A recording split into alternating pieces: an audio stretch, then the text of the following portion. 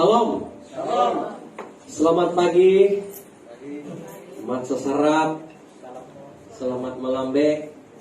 Dan saya sesuap. Apa lagi? Coan. Good morning. Haleluya. Puji Tuhan. Jadi kita sangat-sangat bersyukur buat kasih anugerah Tuhan. Nah, kesempatan yang begitu indah buat kita, saudara-saudara yang terkasih di dalam nama Tuhan Yesus Kristus. Nah, kita dipertemukan di tempat ini. Nah, bagi Tuhan tiada secara kebetulan, dan itulah anugerah Tuhan yang selalu mengalir dalam setiap kehidupan kita. Haleluya.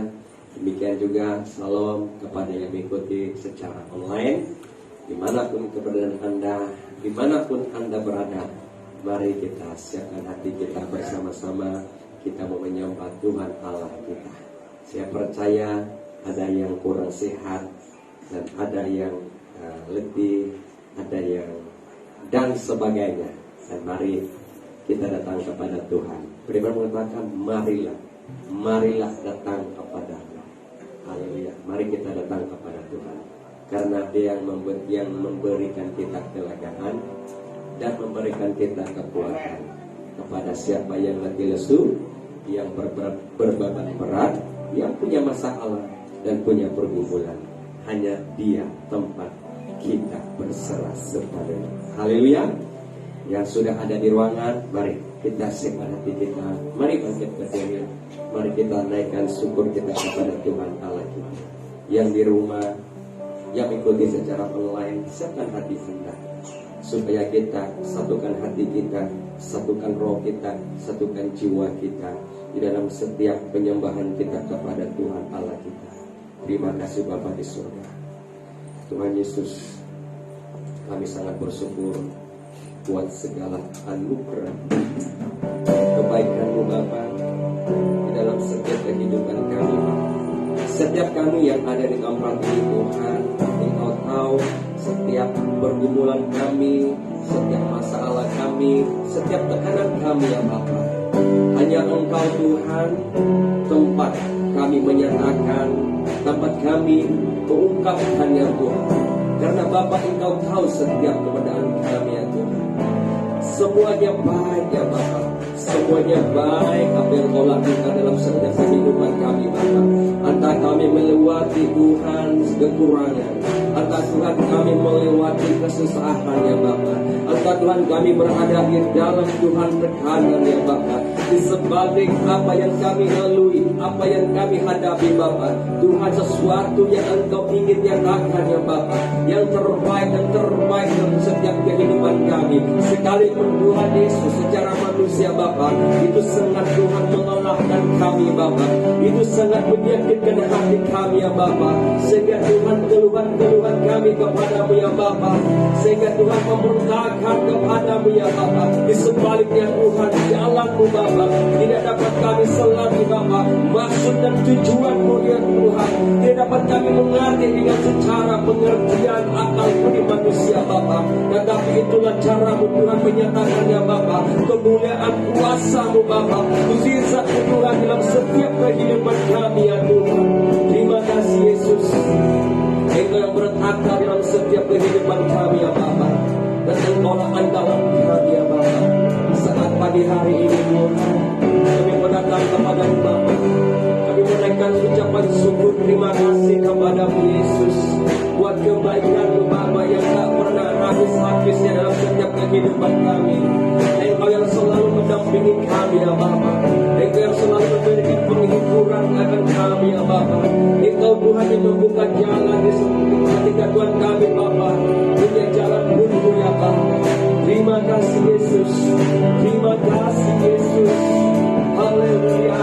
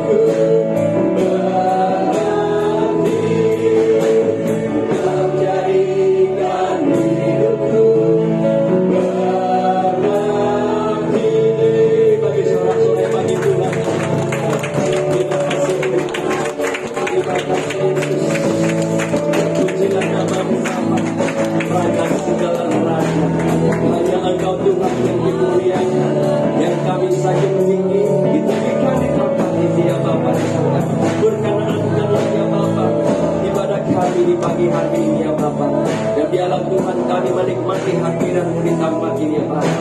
Bahkan lambangkan Tuhan, bahkan juga ya Tuhan, Roh Kudus terus berkarya di tempat ini, berkarya di tempat ini, melawat setiap pribadi lewat pribadi ya Bapa di surga. Setiap Tuhan kami menikmati, merasakan hadirat-Mu di tempat ini. Kuasa-Mu Bapa Engkau curahkan di tempat ini ya Bapa. Biarlah Tuhan kami terus Tuhan memuji kepadamu, bersorak-sorai hanya bagi-Mu ya Bapa di surga. Biarlah semuanya Tuhan dalam ibadah kami ini Tuhan, semuanya Tuhan dalam penyertaan-Mu dari mula hingga segala selasanya Bapa. Apapun yang kami lakukan Tuhan dalam ibadah kami, yang Tuhan yang berkenan akan kepadamu, dan biarlah hidup kami selalu hidup bersyukur Tuhan kepadamu Bapa. Terima kasih seluruh ruangan ini Tuhan, biarlah semuanya dalam Engkau akan tutup bungkus dengan kuasa darah Yesus Kristus. Setiap Tuhan pikiran dan hati kami tetap fokus di dalam Tuhan, ibadah kami ya Bapa di surga. Dan segala pekerjaan kuasa-kuasa kegelapan, roh iblis, sobat Tuhan kami penting, kami usir di dalam nama Tuhan Yesus. Biarlah kami bebas memuji, terus membesarkan nama-Mu di tempat ini ya Bapa. Terima kasih Tuhan. Segala hormat kemuliaan hanya bagi-Mu. Haleluya. Amin. Salam. Haleluya. Apa kabar? Amin. Apa kabar? Luar biasa. Haleluya. Itulah jemaat di gereja. Semuanya hebat, dasar dan luar biasa di dalam nama Tuhan. Mari kita terus bersyukur kepada Tuhan dan semua yang kita ada di tempat ini. Semuanya bersyukur kepada Tuhan. Haleluya. Terima kasih Tuhan. Kami menaikkan syukur kami pagi hari ini ya Bapa. Karena itulah pemimpin ya Tuhan. Selalu bersyukur dan bersyukur kepada-Mu. Haleluya.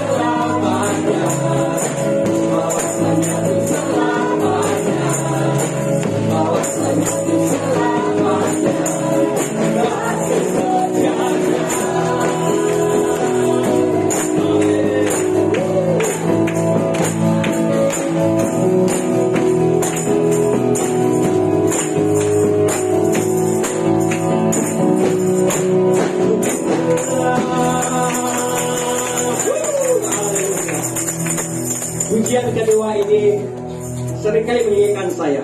Oke, jadi kalau ini saya bawa, itu mengingatkan saya bahwa ada masa-masanya kita lelah, dan itu tidak boleh nafikan. Sebagai manusia pasti itu ada. Amin. Jadi hari Rabu adalah hari di mana saya pergunakan itu untuk recharge balik saya punya hidup saya. Jadi seringkali datang di sini, dan itulah hari ketiga. Sebab kita punya 7 hari. Jadi hari Rabu itu adalah di tengah-tengah. Jadi itulah hari di mana saya recharge balik, ataupun untuk saya punya roh, untuk terus lagi berapi-api di dalam Tuhan. Haleluya. Jadi lagu ini seringkali mengingatkan saya, dan itu menguatkan saya. Ada masa-masanya kita seringkali berdoa, tapi ada kalanya kita tidak dapat lakukan. Nah, itulah pujian. Haleluya. Sudah kita terus bangkit, saya percaya semua kita dikuatkan oleh Tuhan. Haleluya. Haleluya. Terima kasih Tuhan. Yang memuji kepadamu Bapa.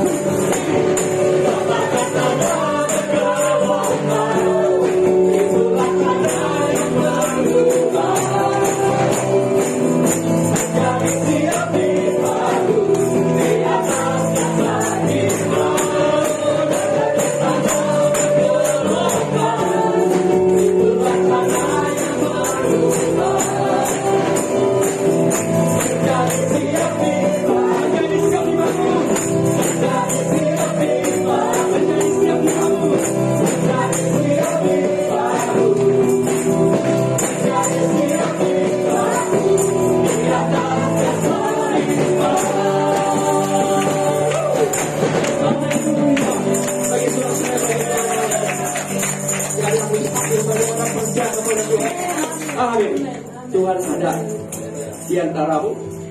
Tuhan ada di dalammu. Amin. Dialah pahlawan kita yang gagah perkasa.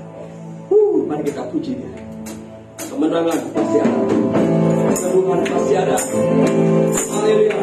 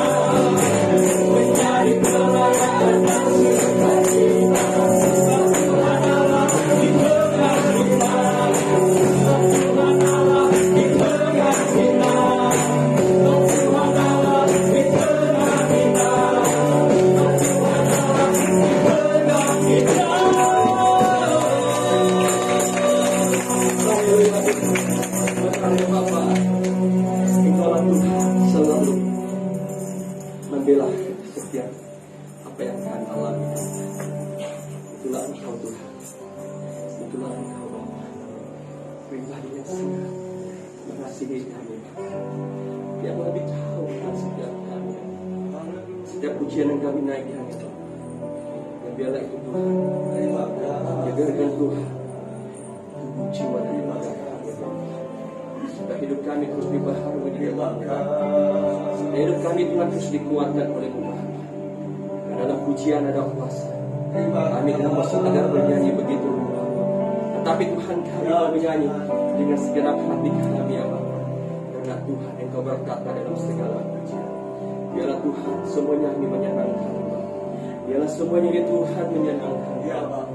Terima kasih Bapa. Terima kasih Tuhan. Terima kasih Yesus. Haleluya Yesus. Engkau yang selalu mendengar setiap seruan kami Bapa. Di setiap doa kami Bapa. Jawaban-Mu Tuhan tepat pada waktu. Terima kasih Yesus. Terima kasih Yesus. Tidak ada cara lain ya Tuhan. Hanya mendekat kepada-Mu Bapa. Itulah itu yang Kau kehendaki ya Bapa. Engkau merindukan Tuhan setiap hati yang haus dan lapar akan Bapa. Terima kasih Yesus. Terima kasih Yesus. Haleluya. Terima kasih.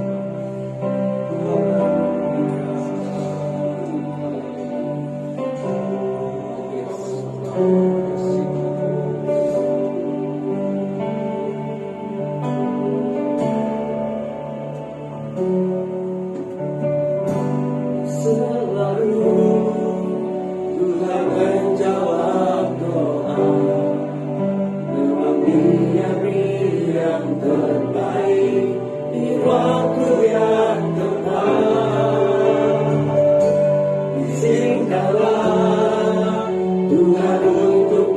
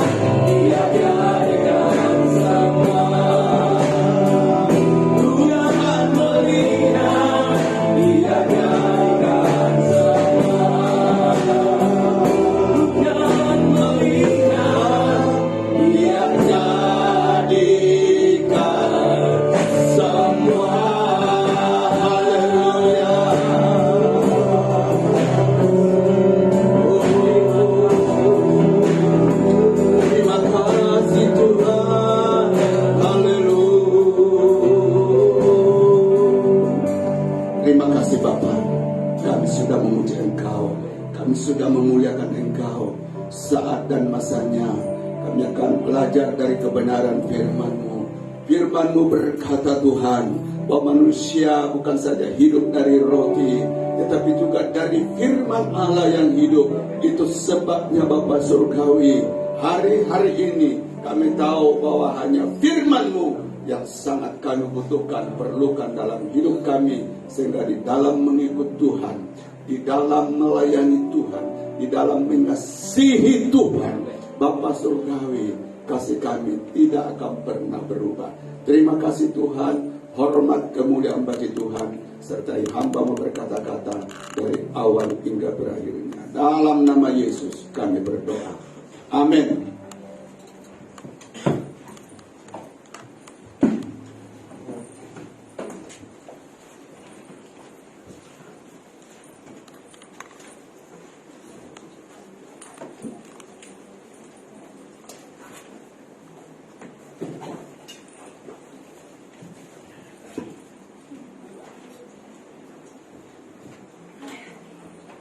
Oke, puji Tuhan, saya ucapkan shalom, selamat pagi dan selamat bersekutu dalam kasih dan anugerah Tuhan Yesus Kristus. Nah, minggu ini adalah minggu di mana anak-anak yang bersekolah cuti dan ada beberapa keluarga balik kampung sehingga tidak dapat bersama-sama kita menyembah Tuhan. Oke, puji nama Tuhan Yesus Kristus. Tidak membuang waktu saudara, mari kita akan segera masuk dalam perumpamaan yang dituliskan oleh firman Tuhan di dalam Injil Matius. Saudara, di sana ada berbagai-bagai perumpamaan yang dimunculkan oleh Tuhan Yesus Kristus. Nah, seperti kita paham semua, bahwa tujuan dari perumpamaan adalah untuk menjelaskan kebenaran rohani yang mungkin sukar dipahami secara akal dan pikiran kita, tapi melalui perumpamaan saudara dan saya boleh mengetahuinya. Oke, kita akan belajar kebenaran firman Tuhan pagi hari ini. Kita akan lihat di dalam Matius pasal yang ke-21 ayat 33 sampai 46. Matius 21 ayat 33 sampai ayat yang ke-46. Dengarkanlah suatu perumpamaan yang lain. Adalah seorang tuan tanah membuka kebun anggur dan menanam pagar sekelilingnya. Ia menggali lubang tempat memberes anggur dan mendirikan menara jaga di dalam kebun itu. Kemudian ia menyewakan kebun itu kepada penggarap-penggarap, lalu berangkat ke negeri yang lain. Ketika hampir tiba musim petik, ia menyuruh hamba-hambanya kepada penggarap-penggarap itu untuk menerima hasil yang menjadi bagiannya. Tetapi penggarap-penggarap itu menangkap hamba-hambanya itu. Mereka memukul yang seorang, membunuh yang lain, dan melempari yang lain pula dengan batu. Kemudian tuan tanah itu menyuruh pula hamba-hamba yang lain lebih banyak daripada yang semula. Tetapi mereka pun diperlakukan sama seperti kawan-kawan mereka. Ayat yang ke-7, 37. Akhirnya ia menyuruh anaknya kepada mereka. Katanya, anakku akan mereka segani. Ayat 38. Tetapi ketika penggarap-penggarap itu melihat anaknya itu, mereka berkata seorang kepada yang lain, ia adalah ahli waris. Mari kita bunuh dia supaya warisannya menjadi milik kita. Mereka menangkapnya dan melemparkannya keluar kebun anggur itu lalu membunuhnya. Ayat 40. Maka apabila tuan kebun anggur itu datang, apakah yang akan dilakukannya dengan penggarap-penggarap itu? Kata mereka kepadanya, ia akan membinasakan orang-orang jahat itu, dan kebun anggurnya akan disewakan kepada penggarap-penggarap yang lain yang akan menyerahkan hasilnya kepadanya pada waktunya. 42. Kata Yesus kepada mereka, belum pernahkah kamu baca dalam kitab suci, batu yang dibuang oleh tukang-tukang bangunan telah menjadi batu penjuru? Hal itu terjadi dari pihak Tuhan suatu perbuatan ajaib di mata kita. 43. Sebab itu aku berkata kepadamu, ini menjadi ayat yang kita akan renungkan bersama-sama, dasar tema khotbah kita pagi hari ini. Sebab itu aku berkata kepadamu bahwa kerajaan Allah akan diambil daripadamu dan akan diberikan kepada suatu bangsa yang akan menghasilkan buah kerajaan itu. Nah, dan barang siapa jatuh di atas batu itu, ia akan hancur, dan barang siapa ditimpa batu ia akan remuk. Ketika imam kepala dan orang-orang Farisi mendengar perumpamaan Yesus, mereka mengerti bahwa mereka lah yang dimaksudkannya. Dan mereka berusaha untuk menangkap dia, tetapi mereka takut kepada orang banyak, karena orang banyak itu menganggap dia nabi. Nah, saudara yang dikasih Tuhan, saya mau akan memberi tema firman Tuhan pagi hari ini ya, dari teks atau dari perumpamaan firman Tuhan yang kita baca, kehilangan berkat Tuhan, saudara. Dan ayatnya itu diambil dari ayat yang ke-43. Sebab itu aku berkata kepadamu bahwa kerajaan Allah akan diambil daripadamu dan akan diberikan kepada suatu bangsa yang akan menghasilkan kerajaan itu. Nah, saudara yang dikasihi Tuhan Yesus, tema kita pagi hari ini apa? Kehilangan berkat Tuhan. Ya, tahukah saudara yang dikasihi Tuhan, ya, peristiwa yang menyedihkan, ya, di dalam hidup orang Israel adalah ketika kehilangan berkat Tuhan. Nah, berkat Tuhan apa yang hilang di dalam hidup mereka, saudara? Ya, itu bukan berkat tentang pengetahuan, itu bukan berkat tentang materi, sebab sampai hari ini bangsa yang paling kaya di dunia, bangsa yang paling berpengetahuan tinggi di dunia, saudara, bangsa yang paling maju di dalam segalanya, bangsa yang paling maju di dalam banyak hal adalah bangsa Israel. Tapi semua itu hanya sebatas apa? Perkara-perkara jasmani. Tapi apa yang hilang dari hidup mereka, saudara? Ya, apa yang hilang dari hidup mereka di mana berkat ini diberikan kepada bangsa-bangsa lain? Ya, itulah ya hak atau status sebagai bangsa yang akan membawa berkat keselamatan bagi bangsa-bangsa lain. Jadi secara jasmani mereka tetap berada di dalam berkat-berkat jasmani, menikmati ya hal-hal yang jasmani daripada Tuhan. Tapi saudara yang dikasih Tuhan, di dalam hal-hal rohani, itulah ya yang hilang dari hidup apa? Mereka. Nah, firman Tuhan berkata dalam Matius 16, buat apa orang mempunyai seluruh bumi ini kalau kehilangan nyawanya? Jadi ada hal yang sangat penting,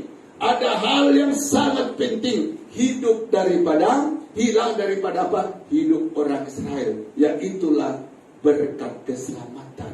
Tak saudara yang kasih Tuhan, sampai hari ini banyak orang Israel tidak terima Yesus. Itu sebabnya dikatakan dalam Yohanes, dia datang kepada milik kepunyaannya, tapi milik kepunyaannya itu tidak menerimanya. Itu sebabnya saudara, karena bangsa Israel ya tidak mau menerima Yesus, tidak mau percaya Yesus, bahkan menolak Yesus itu, bahkan menyelesaikan Yesus itu, saudara kasih Tuhan, maka Alkitab mengatakan mereka kehilangan apa?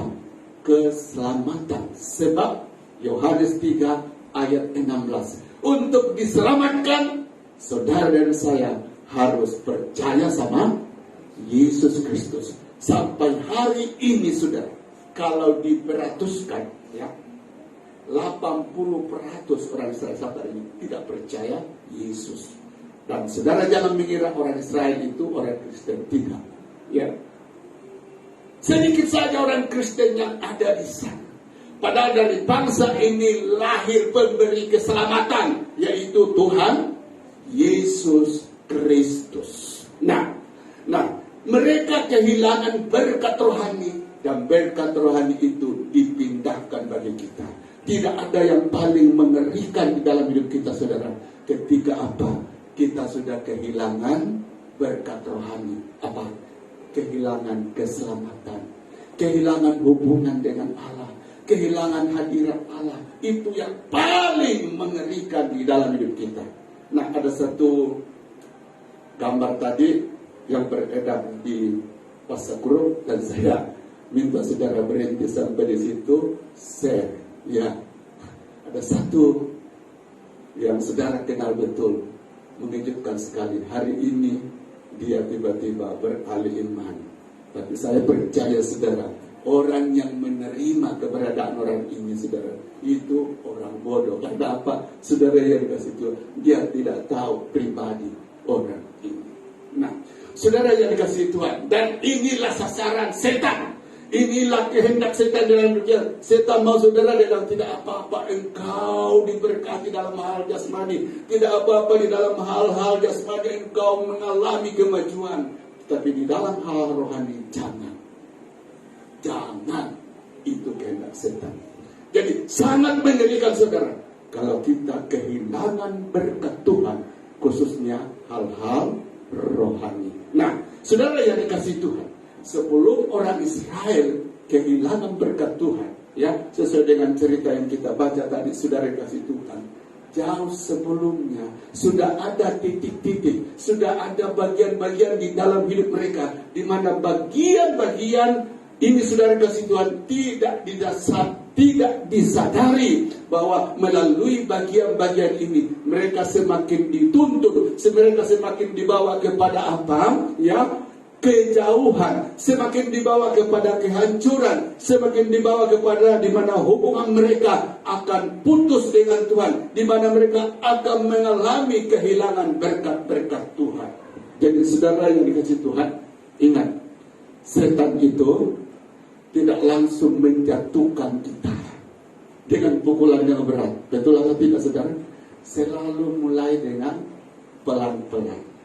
Orang murtad sudah dikasih Tuhan tidak langsung jadi murtad, tapi jauh sebelumnya itu sudah terjadi di dalam hidup dia perkara-perkara, bagian-bagian yang boleh membawa kepada puncak kemurtadan.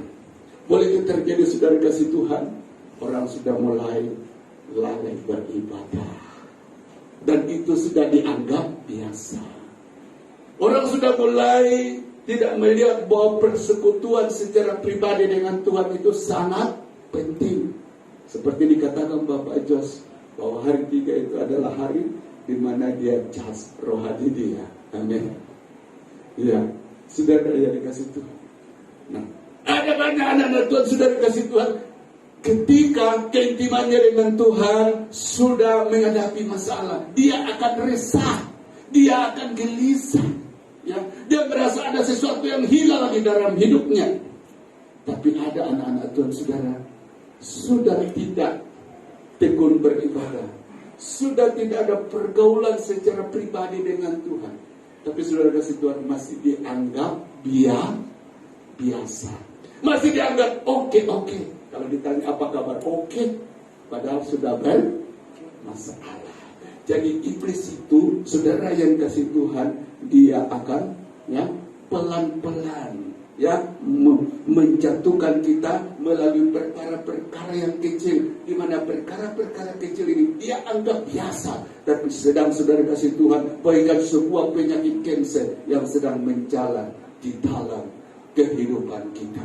Itulah sebabnya saudara yang dikasih Tuhan, firman Allah berkatakan di dalam hal-hal kecil kita harus benar. Amin. Supaya dipercayakan Tuhan di dalam perkara-perkara benar. Artinya di dalam bagian-bagian yang kecil saudara, kita senantiasa berjaga-jaga supaya apa? Kehidupan kita saat dibawa setan kepada puncak kejatuhan, jangan itu terjadi. Puncak kejatuhan orang Israel saudara Tuhan adalah ketika menolak Yesus dan menyalibkan anak Allah itu di atas kayu salib. Dan pada saat itu Tuhan berkata, keselamatan, berita keselamatan bukan lagi diberi kepada kamu, tapi diberi kepada bangsa Romus, diberi kepada orang toraja. Amin.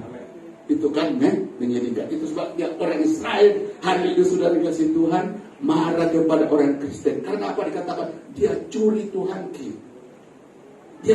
Dia curi Tuhan kami. Karena apa? Yang berhak memberitakan tentang Tuhan itu dulunya mereka tahu bahwa itu hak mereka. Tapi sekarang saudara, ya, memberitakan keselamatan, memberitakan pengampunan itu dipercayakan kepada apa?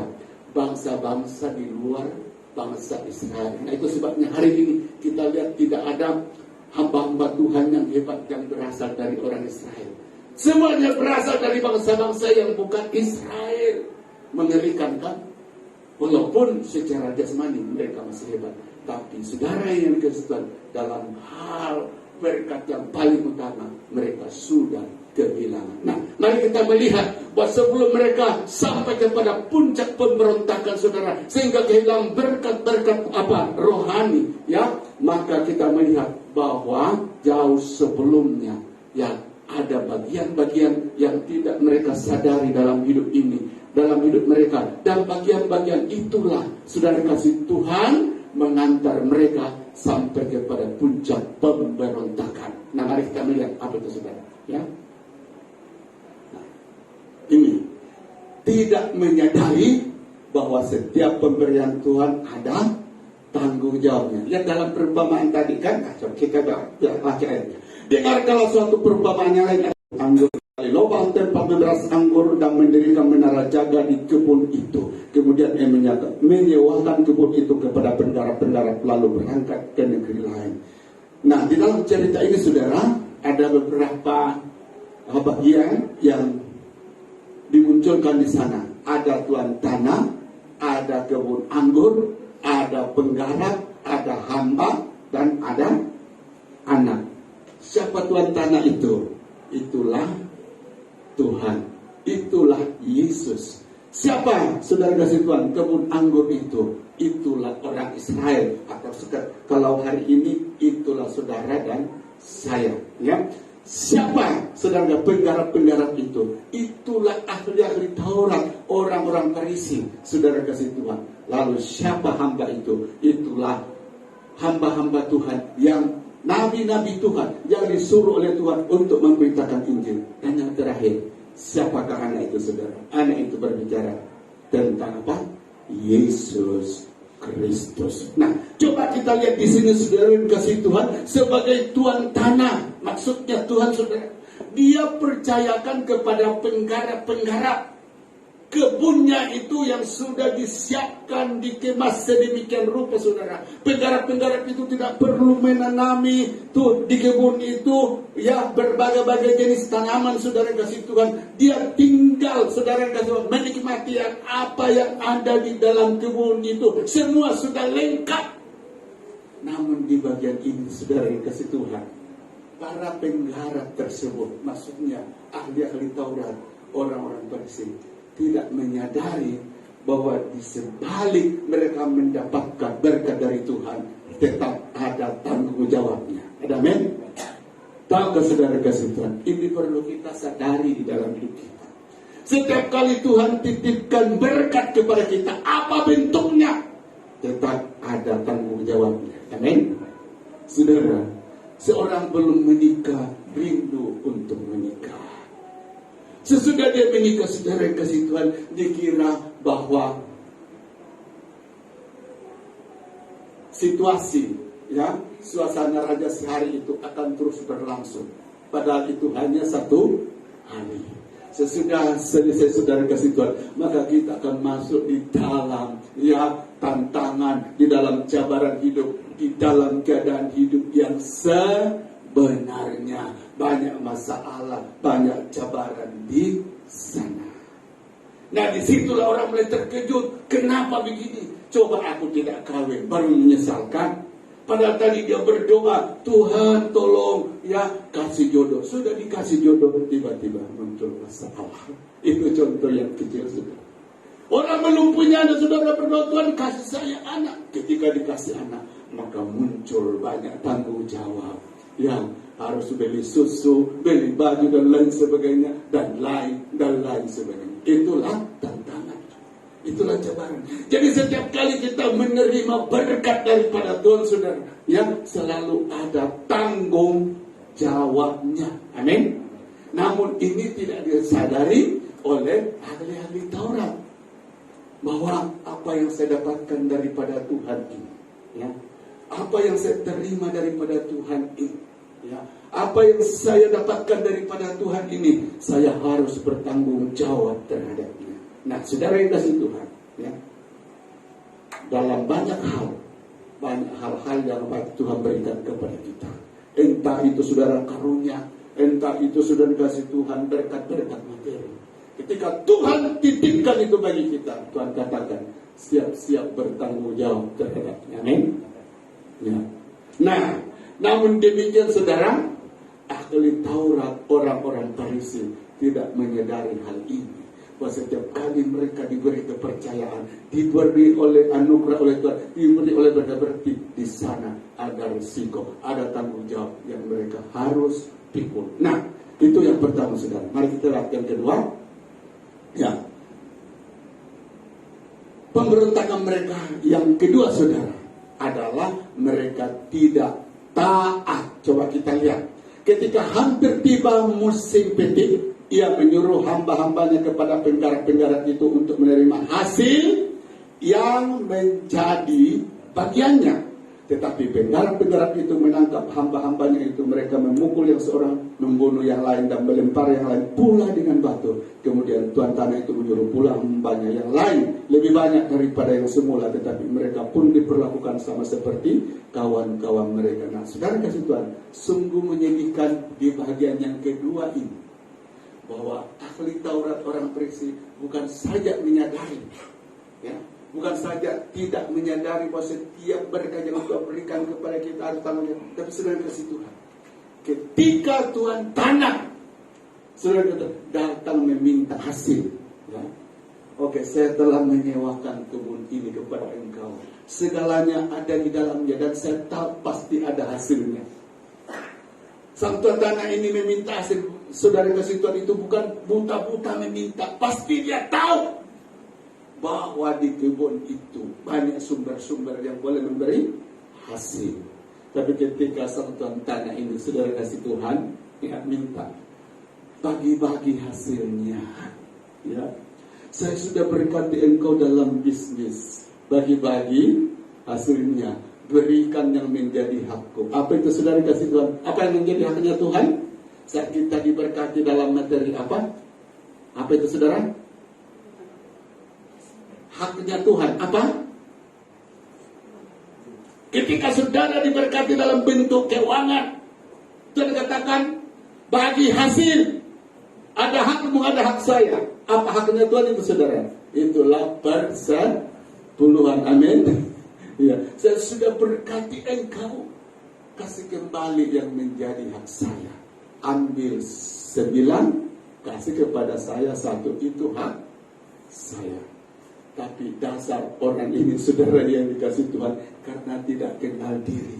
Dia tahu bahwa jika dia berjaya, dia berhasil, itu karena dia. Ketika Tuhannya minta hasil, saudara yang dikasih Tuhan, dia kata, tidak mau. Apa artinya, saudara? Ini namanya berontakan, alias apa? Tidak taat, tidak ada kepatuhan. Dan ini ada di dalam hidup ahli Taurat, saudara. Ini membudaya di dalam diri ahli Taurat, yaitu tidak adanya kepatuhan kepada Tuhan, tidak adanya ketaatan kepada Tuhan. Coba lihat saudara kasih Tuhan, perjalanan orang Israel dari Mesir menuju ke tanah Kanaan. Selalu ada pemberontakan sampai orang Israel itu dicap Tuhan sebagai bangsa yang keras hati, keras tengkuk, susah diajar untuk taat, selalu hidup di dalam pemberontakan. Jadi saudara yang dikasih Tuhan, ketika sudah tidak ada kepatuhan sama firman Allah, itu adalah pemberontakan. Nah, si penggarap isinya saudara kasih Tuhan, ya, tidak ada ketaatan, tidak ada kepatuhan kepada tuan tanah ketika dia meminta apa menjadi bagiannya. dan itu dipandang sebagai satu pemberontakan. Inilah yang berakar, inilah yang mendarah daging di dalam hidup ahli Taurat, saudara kasih Tuhan, tanpa disadari. Nah, saudara kasih Tuhan, bahayanya kalau sudah kebiasaan yang buruk itu sudah mengikat hidup kita, saudara, sudah dianggap apa? Biasa. Nah, ada seorang, saudara kasih Tuhan, orang tua begini, ya. Bila dia selalu minum kopi, dia panaskan kopi itu di atas apa? Arang, ya. Pada awalnya, saudara kasih Tuhan, ketika dia minum kopi yang panas itu, dia rasa sakit. Lidahnya rasa sakit sebab sangat panas. Tapi karena itu sudah menjadi kebiasaan, lama-lama saudara kasih Tuhan tidak lagi merasa apa? Panas. Artinya apa? Sudah terbiasa dengan hal itu.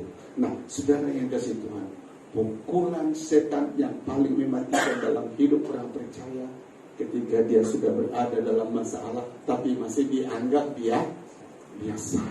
Nah, saudara kata, ada jemaat di kitab Wahyu, Tuhan katakan, kamu tidak tahu bahwa engkau miskin, ya, engkau bapa, engkau tidak punya apa-apa, tapi mereka merasa diri masih oke. Nah, ahli Taurat begitu, saudara yang kasih Tuhan, sudah banyak masalah di dalam hidupnya, tapi mereka berkata, ya, kami masih oke. Dan kadang-kadang itu ditutupi dengan apa? Ibadah, ditutupi dengan dibungkus dengan puasa dan lain sebagainya. Tetapi dasar kehidupan mereka, saudara kasih Tuhan, sudah jauh daripada Tuhan. Karena apa? Diikat oleh pemberontakan, ketidakpatuhan sama Tuhan. Mari kita bangun di dalam hidup kita hal ini, yaitu senantiasa taat kepada Tuhan. Amin. Saudara-saudara, saya katakan ketaatan itu sakit, tapi tidak taat itu jauh lebih sakit. Amin. Hidup di dalam kepatuhan itu memang sakit, saudara, tapi tidak taat harganya jauh lebih mahal. Nah, itu yang kedua. Mari kita lihat yang ketiga, saudara, ya. Nah, tidak menyadari resiko hati yang keras, saudara, ya. Tidak menyadari ada resiko di balik hati yang keras. Coba kita lihat, ya. Nah, akhirnya ia menyuruh anaknya kepada mereka, katanya, anakku akan mereka segani. Tetapi ketika penggarap-penggarap itu melihat anaknya itu, mereka berkata seorang kepada yang lain, ia adalah ahli waris, mari kita bunuh dia supaya warisannya menjadi apa? Milik kita. Mereka menangkapnya dan melemparkannya ke kebun anggur, lalu apa? Membunuhnya. Saudara yang kasih Tuhan, lihat pada bagian yang pertama tadi, saudara, bahwa penggarap-penggarap ini ketika dimintai hasil, saudara yang kasih Tuhan, ya, ketika tuan tanah mengirim hambanya untuk meminta hasil daripada mereka, maka hamba itu apa, saudara yang kasih Tuhan, dibunuh. Tuan tanah itu tidak putus asa, dia kirim lagi hamba yang lain, tapi kemudian juga dihabisi, saudara. Ya, bayangkan hati daripada ahli Taurat ini, saudara, sudah sangat keras sampai membunuh itu sudah dianggap apa? Biasa. Nah, coba lihat, saudara, di sini. Tuan tanah sudah kehabisan hamba diutus untuk menegur mereka, ya, saudara kasih Tuhan, untuk menasihati mereka, saudara kasih Tuhan. Lalu apa? Dia suruh anaknya. Nah, sang tuan tanah berkata, berpikir dalam hatinya, mungkin kalau anak saya suruh kepada mereka, pasti dia segani, ya, pasti dia segani. Tapi saudara kasih Tuhan, ketika tuan tanah ini mengirim anaknya, justru itu yang dinanti-nantikan. Dia datang, sudah dia pewaris. Mari kita habisi dia supaya warisannya apa? Menjadi bagian kita. Nah, ini gambaran tentang Yesus Kristus. Saudara kasih Tuhan, dari dulu Tuhan banyak menasihati bangsa Israel ini melalui nabi-nabi. Kita lihat ada Yohanes Pembaptis, ada ya beberapa nabi lagi lainnya, supaya mereka sadar dan taat kembali kepada Tuhan, supaya mereka patuh dan taat kepada Tuhan, saudara yang kasih, supaya mereka percaya kepada Yesus. Tapi kita lihat, saudara, semua nabi-nabi itu dihabisi oleh orang Israel. Tuhan tidak pernah berputus asa, berhenti untuk mengasihi mereka. Tuhan katakan, mungkin dengan aku kirim anakku, yaitu Yesus, mereka boleh sadar. Tapi ketika Yesus datang ke bumi ini, saudara, ya, menjelma jadi manusia, apakah orang Israel buka hati sama Tuhan? Tidak kan? Malah Yesus itu ditolak, bahkan dibunuh. Inilah hati yang keras, saudara. Ya. Jadi hati yang keras itu, saudara kasih Tuhan, yang membawa kita dari pelanggaran kepada pelanggaran.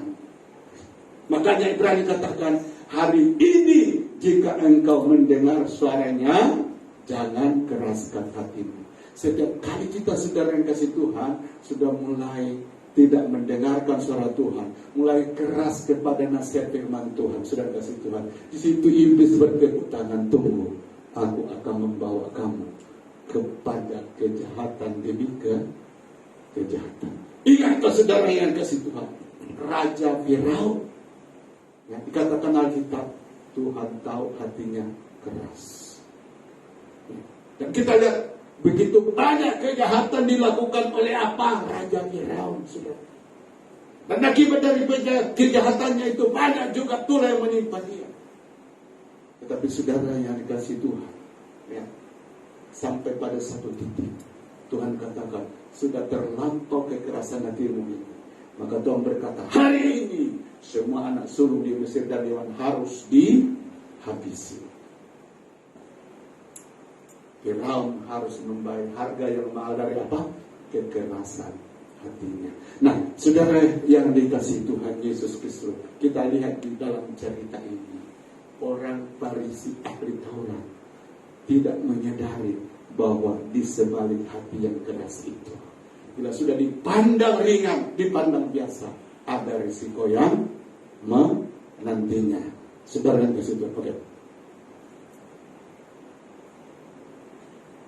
Tetapi ketika penggarap itu melihat anaknya itu, mereka berkata seorang kepada dia adalah waris, mari kita bunuh dia supaya warisannya menjadi milik kita. Nah, saudara yang dikasih Tuhan, kita lihat di bagian yang ketiga ini dikatakan, ya, maka tidak menyadari resiko hati yang keras. Nah, saudara yang dikasih Tuhan, seringkali di balik hati yang keras ini harganya sangat mahal, ya, bila kita sudah bayar. Ya, itulah sebabnya, saudara kasih Tuhan, hati yang lembut itu harus kita miliki. Amin. Berbahagialah orang yang lembut hatinya, karena orang itulah yang akan menguasai dunia. Amin. Nah, ini yang Tuhan impikan di dalam hidup kita.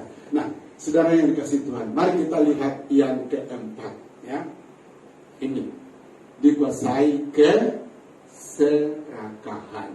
Nah, coba kita lihat. Akhirnya ia menyuruh anaknya kepada mereka, katanya, anakku akan mereka segani. Tetapi ketika penggarap-penggarap itu melihat anaknya itu, mereka berkata seorang kepada yang lain, ia adalah ahli waris. Mari kita bunuh dia supaya warisannya menjadi milik kita. Saudara kasih Tuhan, cerita pada masa itu dalam budaya orang Israel, ya, bila seorang pekerja kebun, ya, di mana pemiliknya mati, maka otomatis kebun itu menjadi apa? Miliknya. Nah, di cerita ini, saudara, di perumpamaan ini, ya, sang tuan tanah ini punya anak, dan penggarap tahu, pekerja kebun, maksudnya ahli Taurat, tahu kalau anak ini tetap dibiarkan hidup, kita tidak dapat bahagia. Bagus kita apa? Bunuh dia, saudara, supaya apa? Warisannya menjadi milik kita. Nah, apa artinya itu, saudara? Ada roh ketamakan. Bahasa Indonesia apa? Keserakahan. Tahu kau, saudara kasih Tuhan, ya? dunia hari ini berada dalam keadaan seperti ini. Tidak ada lagi kita melihat ada orang berbelas kasihan kepada orang-orang yang membutuhkan pertolongan, saudara. Semua hari ini, khususnya sesudah saudara kasih Tuhan, COVID, orang sudah mulai berada di dalam situasi dan keadaan seperti ini karena takut jangan berulang lagi. Jadi saudara kasih Tuhan, hati berbelas kasihan, hati memberi sudah hilang. Manusia dikuasai apa? Roh keserakahan. Dan ini yang dikatakan 2 Timotius 3, pada akhir zaman manusia apa? Akan mementingkan dirinya sendiri. Tahu ke saudara kasih Tuhan, roh keserakahan itu, bila sudah menguasai kita, roh kita makan itu sudah menguasai kita, sudah kasih Tuhan, dia tidak peduli orang lain korban atau tidak, dia tidak mau peduli itu. Yang penting dia memiliki apa yang dia punya. Orang karena serakah saudara kasih Tuhan berani membunuh, orang karena segala serakah saudara kasih Tuhan berani menipu. Orang karena segala serakah saudara berani melakukan apa saja. Nah, tahukah saudara kasih Tuhan, keserakahan itu dipandang Alkitab sebagai apa?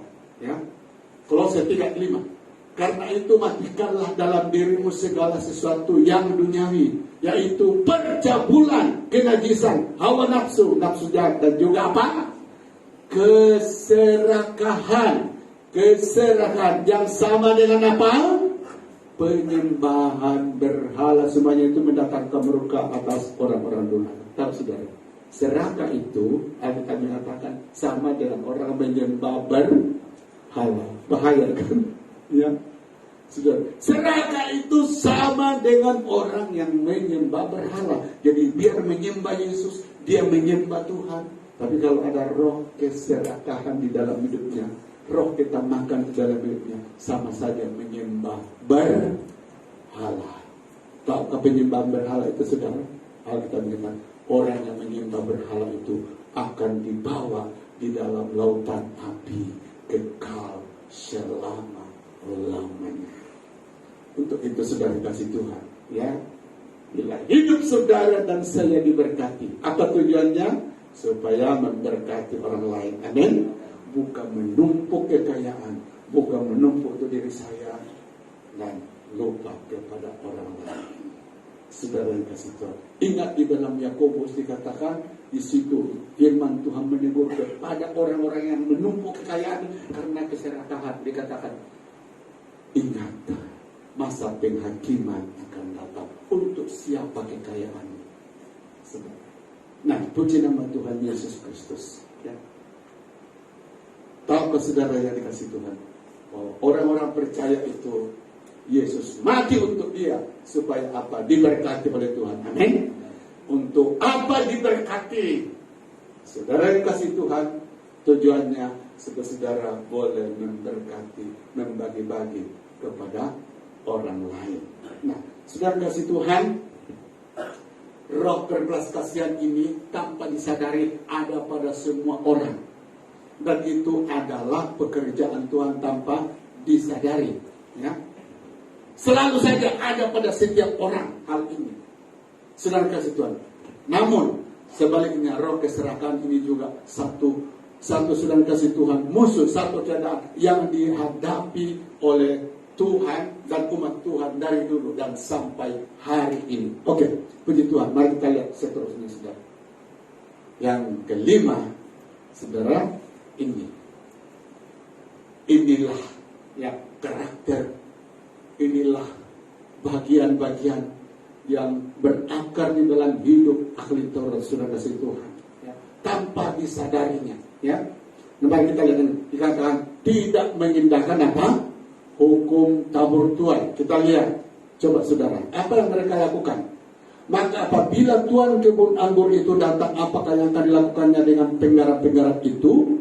Kata mereka kepadanya, ia akan membinasakan orang jahat itu, dan kebun anggurnya akan disewakan kepada penggarap-penggarap lain yang akan menyerahkan sirnya kepada waktunya. Pak saudara kasih tahu, penggarap-penggarap tadi karena jahatnya saudara, tidak memberi hasil kepada apa? Sang pemilik kebun itu. Dan tidak cukup itu saudara, dia bunuh hamba-hamba daripada tuan tanah. Dan akhirnya dia bunuh apa? Anaknya. Dikira dengan melakukan ini mereka bebas, mereka tidak ada apa-apa saudara. Tapi ayat ini Tuhan berkata, katanya kepada ia akan membinasakan orang jahat itu, dan kebun anggurnya akan disewakan kepada penggarap. Orang ini tidak menyendakkan, tidak menyadari bahwa hukum tabur tua ini ada. Nah, saudara kasih Tuhan, di dalam kepercayaan orang Hindu ada namanya hukum karma. Apa itu karma saudara? Kita buat jahat kepada orang, kita akan menuai kejahatan. Kita buat baik kepada orang, maka juga kita akan mendapatkan baik.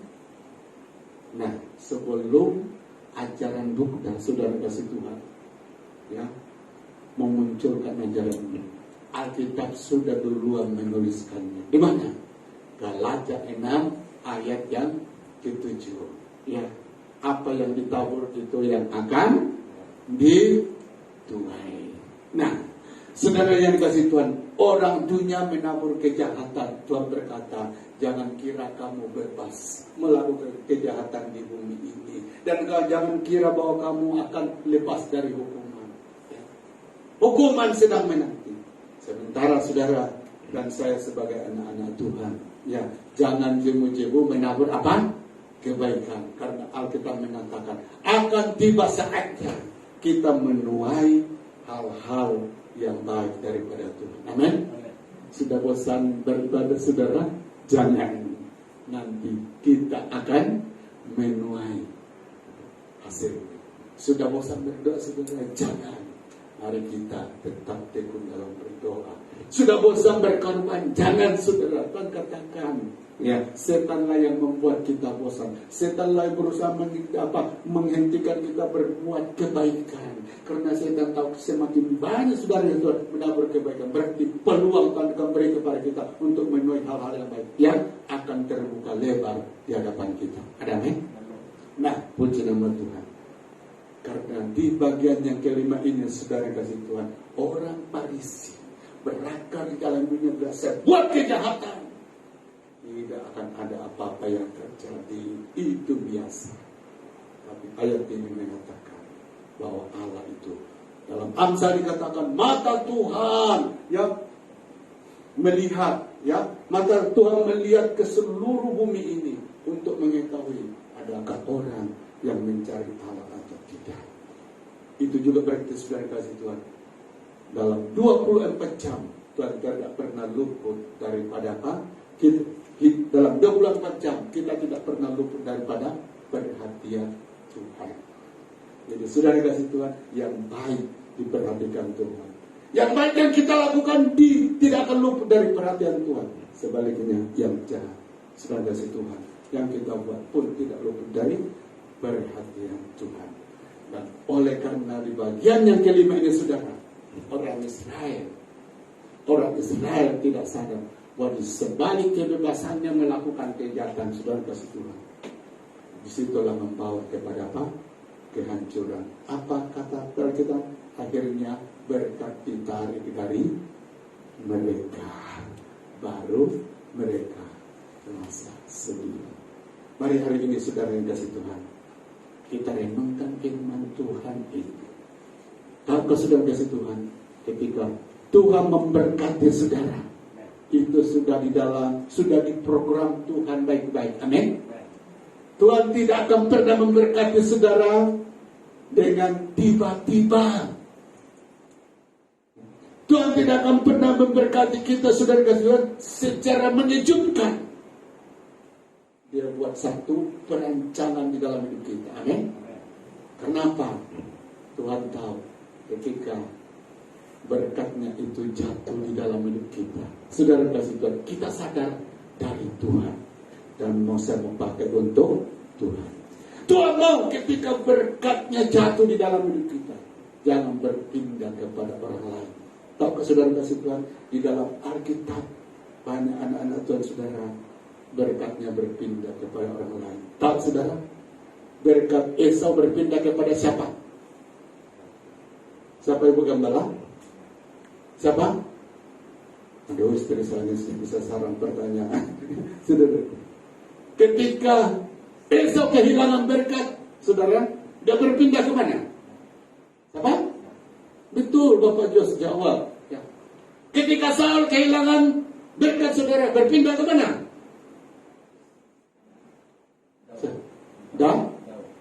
Daud. Betul.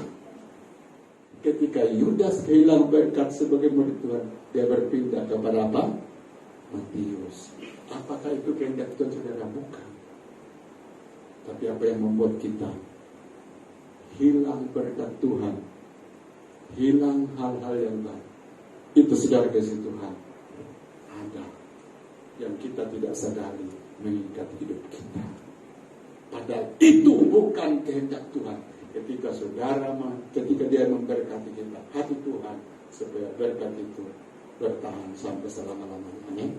Tapi saudara, ketika Tuhan memberkati Raja Daud, berkat itu mengalir dalam hidupnya, dimiliki bahkan sampai ke anak cucu. Lain dengan Saul, hanya diberkati beberapa tahun, kemudian berpindah kepada apa? Orang lain. Saudara yang dikasih Tuhan, ingat, Yesus mati untuk memberkati kita. Dan sekali lagi, ketika berkatnya dijatuhkan dalam hidup saudara, Tuhan tidak mau itu dipindahkan kepada orang lain. Amin. Biar itu menjadi milik kita, menjadi milik anak kita dan cucu kita. Amin. Itu kehendak Tuhan. Tapi apa yang membuat kita kehilangan berkat Tuhan? Itulah tadi pemberontakan. Amin. Mari kita minta supaya Tuhan jauhkan perkara ini di dalam hidup kita. Mari kita bangkit berdiri dan datang kepada Tuhan. Oh, terima kasih Tuhan Yesus. Terima kasih buat firman-Mu hari ini. Terima kasih Tuhan, begitu Engkau susah payah, begitu Engkau Tuhan Yesus memberikan seluruh hidup-Mu untuk menebus kami dari kutuk, dari dosa, melepaskan kami dari tangan iblis. Engkau harus membayar dengan darah yang mahal. Darah yang mahal. Dan Tuhan Yesus, Engkau punya kerinduan bahwa saat berkat-Mu jatuh di dalam hidup kami, apakah itu berkat-berkat jasmani, lebih-lebih berkat rohani, jangan itu hilang daripada kehidupan kami. Tuhan Yesus, itulah kehendak-Mu, itulah kehendak. Tapi Tuhan Yesus Kristus, banyak perkara yang boleh membuat kami hilang akan hati umat yang Engkau kasihi, orang Israel Tuhan. Bapa Surgawi, hak mereka sebagai pembawa berita keselamatan akhirnya diambil dari mereka dan diberi kepada kami. Ini peristiwa yang sangat menyedihkan. Namun pelajaran ini tetap menjadi pelajaran bagi kami sampai hari ini, bahwa Tuhan Yesus Kristus menerima yang baik daripada Tuhan itu senang. Tapi ketika mempertahankannya dalam hidup kami, itu yang susah. Namun kami tahu Tuhan Yesus, bahwa kerinduan Sang Bapa di surga, kerinduan Sang Bapa di surga, ketika Dia menjatuhkan berkat-Nya dalam hidup kami, Dia mau itu menjadi milik kami, anak-anak kami dan seterusnya. Bapa Surgawi, saya berdoa karena inilah yang terjadi kepada jemaat-Mu yang ada di sini. Mari kita semua jemaat datang kepada Tuhan, dan saya mengundang pemain musik untuk datang di hadapan, bawa kita di dalam doa. Terima kasih Tuhan Yesus. Kita nyanyikan pujian penyembahan yang terakhir tadi, saudara. Haleluya. Oh, terima kasih. Haleluya.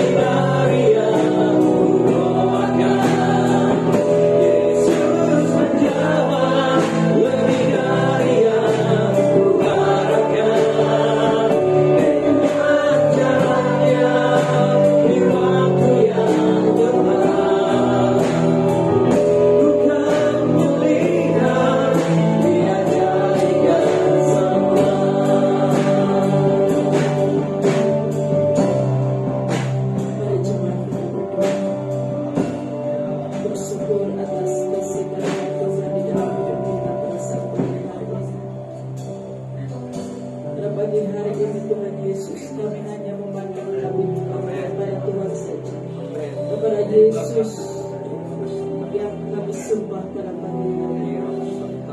Kami tidak mau mengalihkan pandangan kami kepada ilah-ilah yang lain. Kami tidak mau Tuhan Yesus hidup kami sia-sia ketika kami menyadari bahwa apa yang sudah kami terima di dalam Yesus itu akan hilang sejenak. Dan pada saat pagi hari ini setiap umat-umat yang telah mendengar firman, berikan kami hati yang baik sehingga kami boleh menangkap apa yang Tuhan ingatkan kepada kami pada pagi hari ini. Kami adalah orang-orang yang tidak tergolong di dalam yang Engkau Allah anugerahkan 2000 tahun yang lalu di dalam hidup kami sebagai anak-anak Tuhan ketebusan. Itulah yang telah kami miliki sampai hari ini. Engkau telah mengaruniakan segala yang baik, dan Tuhan kami telah menerima sesungguhnya itu di dalam nama Yesus. Dan yang kami percaya pada pagi hari ini, kehilangan berkat Tuhan itu bukan bahagian kami. Itu sebabnya Bapa di surga, berikan kami kesadaran dari hari dan kepada hari, sehingga Tuhan kami melewati semua keadaan hidup Tuhan, dan tujuan kami hanya satu, memperoleh berkat yang seutuhnya yang telah Allah miliki sepenuhnya di dalam diri anakmu Yesus Kristus. Pada pagi hari ini umat dan jemaatmu yang hadir mendengar firman Allah yang peringatkan kami bersama-sama tentang firman yang telah disampaikan oleh hamba-Mu. Tuhan kami berdoa Bapa supaya roh kami menangkap baik dengan firman ini. Kami mencari pendengar yang baik dan kami menyimpan firman itu di tanah yang baik, yaitu di dalam hati yang selalu haus dan lapar akan kebenaran firman Tuhan. Terima kasih Roh Kudus, hamba-Mu sudah berhenti berbicara. Mari Roh Kudus Engkau terus berbicara di dalam jiwa, di dalam roh kami, di dalam hati kami, sehingga Tuhan Yesus minggu ke depan ini, bahkan sampai selama-lamanya, firman ini tidak pernah hilang di dalam hidup kami. Terima kasih Bapa di surga, berkati pada jemaat-Mu yang telah menerima firman pada pagi hari ini, menyegarkan jiwa kami, menyegarkan roh kami Tuhan, sehingga Bapa di surga kami tidak hanya menjadi pendengar, tapi kami benar-benar menangkap firman itu dan menjadi rema di dalam hidup kami. Terima kasih Bapa, kami bersyukur atasnya. Kami menikmati firman-Mu pada pagi hari ini, dan sedangkan bahwa kami terus mengingat bahwa jangan sampai kami kehilangan berkat Tuhan. Terima kasih Bapa di surga, dan mengucap syukur di dalam nama Yesus kami berdoa. Haleluya, amin. Haleluya.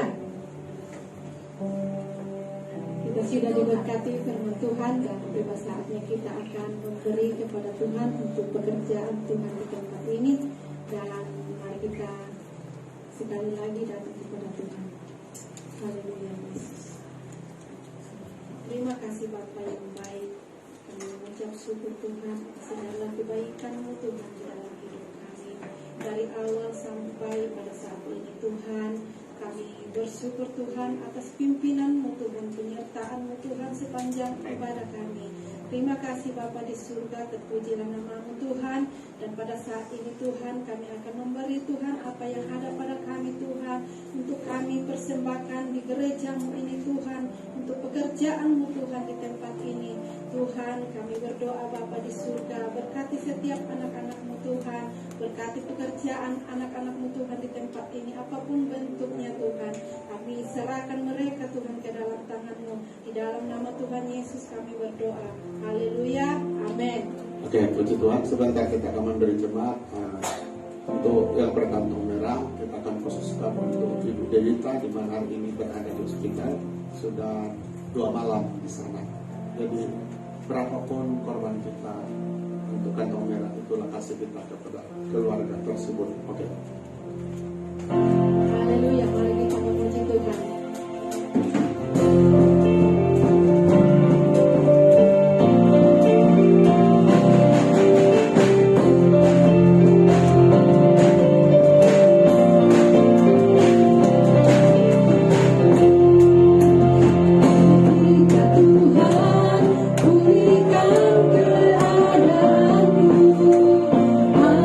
Jiwaku pun bersuka.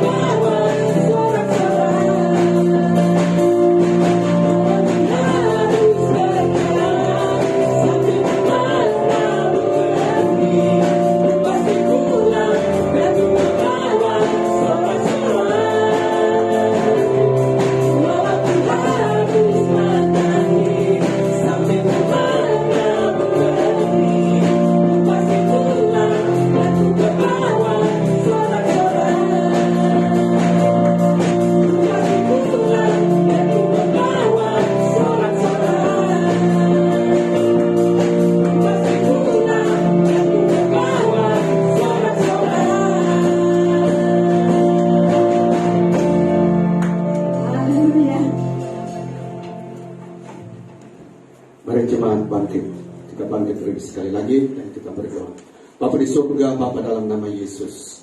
Sebentar kami akan bersurat dari tempat ini. Sesudah kami menyembah bersama-sama umat-Mu. Bapa surgawi, mereka yang mengasihi Tuhan telah dibuktikan pagi hari ini. Mereka yang mendahulukan Tuhan telah dibuktikan pagi hari ini dengan kehadiran yang menyembah Engkau. Dan Bapa surgawi, kepada pribadi-pribadi tersebut akan menjalani berbagai kegiatan sepanjang minggu ini. Dan kami percaya ada tangan yang tidak terlihat namun selalu bersama kami, yaitulah tangan Tuhan. Itu sebabnya apapun yang dihadapi oleh umat-Mu Tuhan, menghadapi berbagai kebutuhan Allah sumber pertolongan kami, menghadapi berbagai cabaran, maka Tuhan juga sumber pertolongan kami. Apapun yang kami hadapi sepanjang minggu ini, kami tidak takut, sebab kami tahu kami bersama Tuhan. Terima kasih Tuhan Yesus, terima kasih. Dan saya berdoa Tuhan, apa yang dikerjakan umat-Mu ada dalam berkat Tuhan. Kepada umat-Mu yang tidak sempat hadir pagi hari ini, yang pulang kampung Tuhan, berkati jika hari ini akan bertolak kembali ke kota Kinabalu. Pemeliharaan perlindungan darah Kristus akan bersama mereka.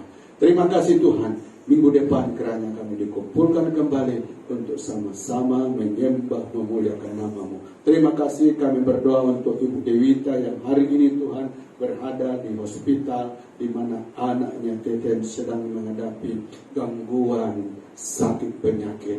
Firman-Mu berkata Tuhan, bahwa doa orang benar itu besar kuasanya. Dan kami bersama umat-Mu di sini datang di hadapan hadirat-Mu, membawa anak ini ke dalam tangan Tuhan. Bahwa di dalam nama Tuhan Yesus, di dalam nama Tuhan Yesus, kami perintahkan penyakit yang mengikat anak ini keluar, tinggalkan. Dan minggu depan Bapak, anak ini, di mana kebiasaannya, kesetiaannya tidak pernah berubah, berada di tempat ini, akan kembali terjadi di dalam hidupnya. Terima kasih Tuhan Yesus, beri kekuatan kepada Ibu Dewita dalam menghadapi pergumulan hidup ini. Tidak ada siapa-siapa di sampingnya, tapi ada Gembala yang agung akan bersama dia. Persembahan korban dari jemaat seberapa hari ini, itu tanda kami mengasihi dia, tanda kami bersama dalam penderitaan. Tuhan berkati. Terima kasih Tuhan, terima kasih. Hormat kemuliaan bagi Tuhan. Mari jemaat. Jemaat yang dikasih Tuhan, marilah kita pulang ke rumah masing-masing. Kiranya kasih karunia dari Allah Bapa melalui anaknya Yesus Kristus, serta persekutuan dengan Roh Kudus akan menyertai jemaat mulai hari ini sampai Yesus datang pada kalian kedua. Dengan mengucap syukur di dalam nama Yesus kami sudah berdoa, dan semua jemaat berkata amin. Oke. Selamat siang, Tuhan Yesus memberkati. Jumpa minggu hadapan.